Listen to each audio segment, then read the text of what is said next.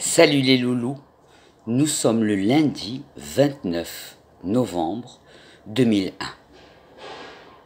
Je vous ai lâché la main pendant 2 ou 3 semaines, étant très occupé à trouver l'identité de la bande Abader qui a voulu me joindre pour monter un parti politique. Vous le savez, vous me suivez tous sur Facebook. Là, il y a quelques minutes, je viens d'envoyer un direct sur Facebook pour dire que nous sommes tous des Marocains patriotes et amoureux de leur roi. Nous sommes Aïcha et nous le revendiquons. Donc, toute tentative de division ne nous ferait aucun effet. Nous avons attendu 40 ans, nous étions, en fait, on avait divorcé, mais on vivait ensemble sans le dire au monde. Mais on a continué à s'aimer après le divorce. Et là, on s'est remariés et ça énerve tout le monde. Alors, pour ceux qui ont besoin de comprendre à quel degré les Juifs du Maroc sont des patriotes à fond, qu'ils aiment leur roi, je représente bon nombre d'eux.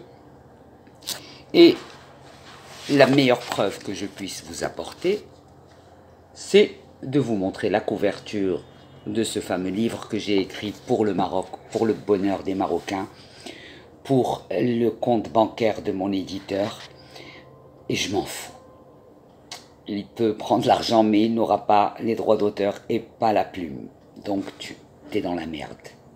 Alors aujourd'hui, comme Tic est en vacances, et je sais qu'il vous manque avec ses capsules, aujourd'hui j'ai décidé, puisque je me sens bien après ce vent traumatique qui a parcouru ma vie depuis le mois d'août, je me sens bien et j'ai envie de vous lire un extrait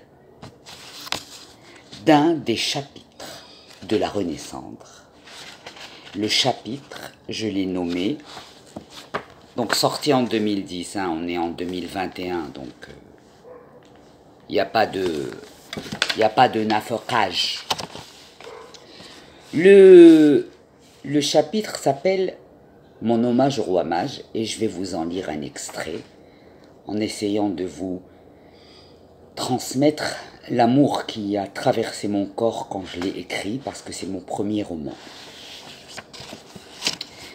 Sa Majesté Mohamed V ayant été le grand-père de tous les Marocains, Sa Majesté Hassan II fut notre père. La vidéo de la cérémonie de son enterrement n'a besoin d'aucun sous-titre. Le peuple marocain pleurait son père. Le monde entier pleurait un frère, un ami, un conseiller. L'ampleur et le gigantisme de ce cortège accompagnant ces funérailles uniques en leur genre me donne envie de la qualifier de marche noire. Par la douleur et la pluie de larmes des gens présents.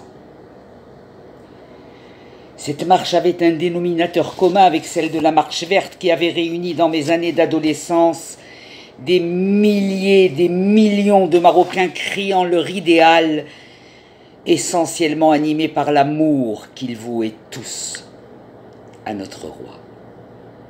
La marche noire regroupait les plus grands chefs d'État du monde, pleurant ce départ d'un grand homme. Cette configuration d'enterrement était certainement un signe de son immense volonté de nous faire son chant du cygne en nous quittant. Il nous chantait l'amour qu'il avait su semer dans tous nos cœurs. Même les cœurs pleins de rancune avaient saigné de chagrin. Il me manque beaucoup. Je souffre du vide conséquent à son absence, avec la même intensité que celle que je ressens. 28 ans après, la mort de mon père.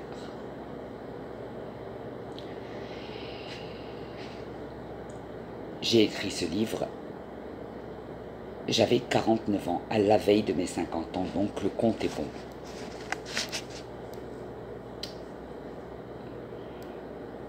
J'étais une grande adepte, une groupie des discours télévisés de mon roi qui me permettait de déguster son élocution française unique en son genre.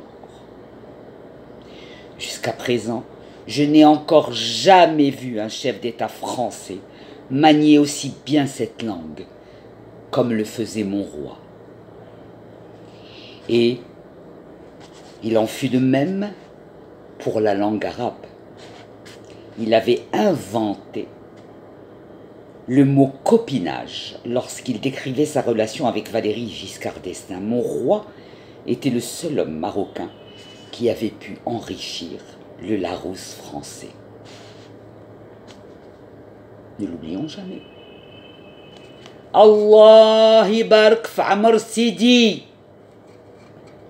Que Dieu bénisse notre roi, était la phrase que mes parents prononçaient à chaque fois qu'ils regardaient avec amour une photo de Sa Majesté Hassan II ou qu'ils écoutaient religieusement ses discours. Lorsque ceux-ci paraissaient dans la presse, je les photocopiais et ils venaient étoffer un dossier près de la bibliothèque qui me faisait office de cadre de lit dans ma modeste chambre de jeune fille. Je m'imprégnais de ses exercices de style, de l'art de son swing avec la conjugaison française, de ses jeux de mots, de sa répartie. Il était mon maître penseur, au même titre que Rabelais, Montaigne, Monterland ou Sartre. Il était le seul Marocain capable de me prouver que tous ces auteurs n'étaient pas des personnages fictifs. Je le regardais bouche bée lorsqu'il accordait des conférences de presse aux journalistes internationaux. Avec un sens légendaire de la répartie, il était capable de répondre presque en même temps à 3 interlocuteurs, tout en usant d'une syntaxe et d'une rhétorique à même de réveiller les mémoires de tous les plus grands philosophes de son siècle, dont il maîtrisait la quasi-totalité du contenu de leurs œuvres. Voilà mes amours, je sais que on m'a souvent recommandé de ne pas dépasser 7 minutes de capsule. C'est ce que je fais aujourd'hui. La suite de mon chapitre dans la prochaine vidéo. Je vous embrasse. J'espère que vous aimez. J'espère que vous aimerez. J'attends vos commentaires. And I love you.